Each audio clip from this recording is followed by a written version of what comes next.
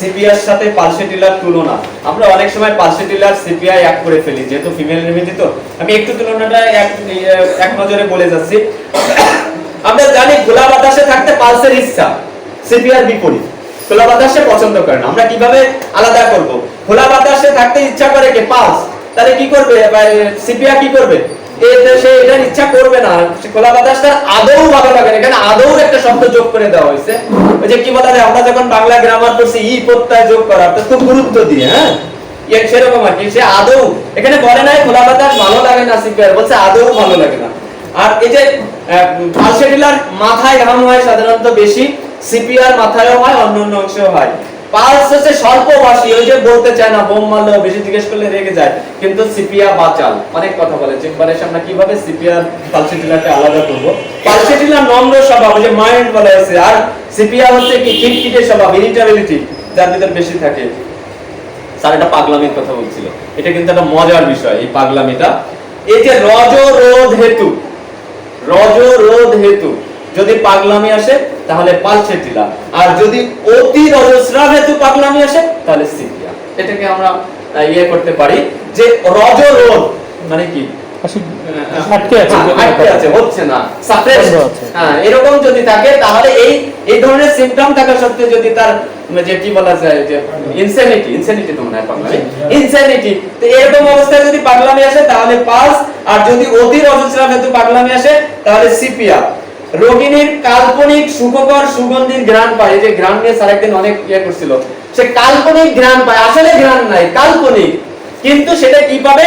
সুখকর ঘ্রাণ, ভালো ঘ্রাণ। ঘ্রাণটা তো ভালো লাগতেছে, তোরা কি পাচ্ছিস নাকি ঘ্রাণটা? আমার কাছে তো ভালো লাগতেছে, আসলে কিছু না, এরকম কাল্পনিক ভ্রান্তিটাই।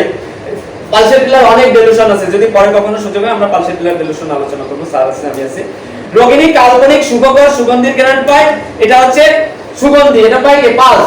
আর তাহলে সিপিয়া কি পাবে? দুর্গন্ধময়, সেটা সিপিয়াটাও কাল্পনিক। এত গন্ধ ডাক্তার সাহেব আপনার এই চেম্বারে বসা যাচ্ছে না, কি সব গন্ধ আসছে, আসলে কোনো গন্ধ। আরো পেশেন্ট বসেছে, কেউ গন্ধ পাচ্ছে না, ডাক্তার পাচ্ছে না, উনি পাচ্ছে সিপিয়া। আমরা এই যে চেম্বারে আসার পরে অর্থাৎ অবজারভেশনে ওষুধের দিকে আমরা দাবি করব, রোগীর কথা শোনা। রোগী বলার সময় অনেক ভুল বলে, আমার অভিজ্ঞতা থেকে আমি বলতেছি, তার কোন জানি না।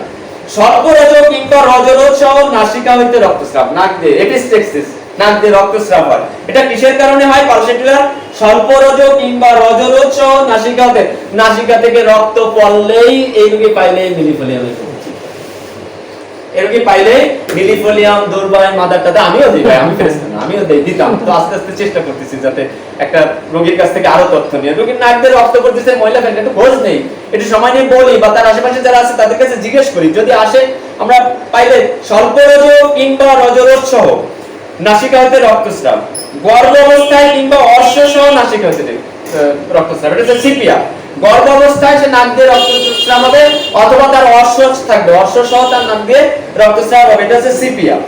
এরপরে সাধারণত ক্ষুধা বর্তমান থাকে, পালসেটিলার সবসময় একটা ক্ষুধা থাকে।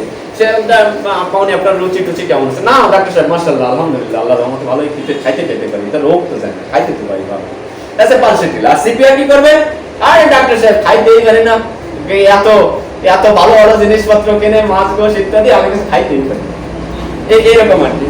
এরপর হচ্ছে রজস্রাব স্বল্প এবং অল্প সময় স্থায়ী হয় পালসেটিলা। এর স্রাব থাকে অল্প থাকে স্রাব, যদিও বর্তমান সময়ে অনেকেই যে জন্ম বিরতিকরণ পিল খায়, যারা পিল খায় তারা পালসেটিলা না হলেও অল্প হতে পারে, এটা শুনেই দেওয়া যাবে না।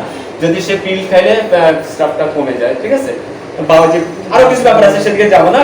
রজস্রাব স্বল্প এবং অল্প সময় স্থায়ী হয়। আর সিপিআর কি হবে? রজস্রাব দীর্ঘকাল স্থায়ী হয় এবং প্রচুর হয়।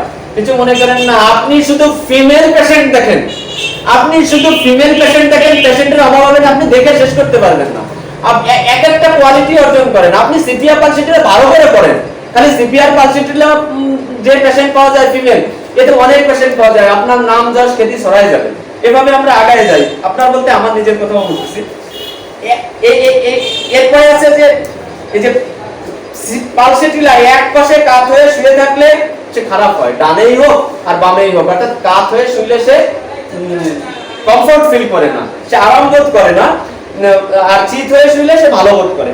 সিপিয়া হচ্ছে উল্টা, এক পাশে কাত হয়ে শুয়ে থাকলে সে ভালো বোধ করে, চিত হয়ে শুলে সে আর এগুলো অবশ্য এই তুলনাটা সহজে রোগীর কাছ থেকে অতদূর যাওয়া যায় না, তো জাস্ট আমি লিখে ফেলছি এই আর কি। কিন্তু এর আগে যেগুলো বলছি এগুলো কিন্তু প্রায় রোগীর কাছে আমরা ঢুকতে পারি।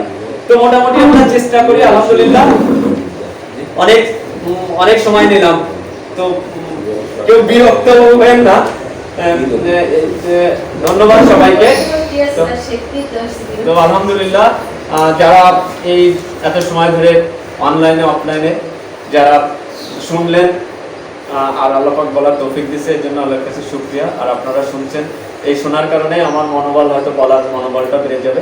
আলহামদুলিল্লাহ, ধন্যবাদ সকলকে, সবার সুস্বাস্থ্য কামনা করি।